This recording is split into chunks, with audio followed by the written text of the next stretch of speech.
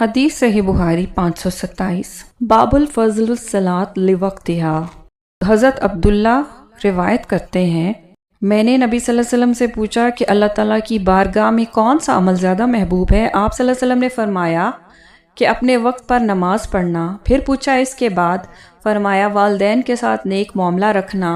पूछा इसके बाद, आपने फरमाया कि अल्लाह की राह में जिहाद करना। इब्ने मसूद रज़ी अल्लाह अन्हा ने फरमाया कि हज़रत सल्लल्लाहु अलैहि वसल्लम ने मुझे ये तफसील बताई और अगर मैं और सवालात करता तो आप और ज़्यादा भी बतलाते, लेकिन मैंने बतौर अदब खामोशी इख्तियार की।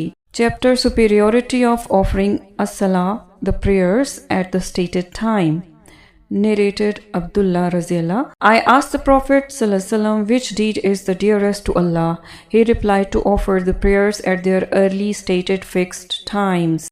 I asked what is the next in goodness. He replied to be good and dutiful to your parents. I again asked what is the next in goodness. He replied to participate in jihad, religious fighting in Allah's cause. Abdullah added, I asked only that much, and if I had asked more, the Prophet ﷺ would have told me more.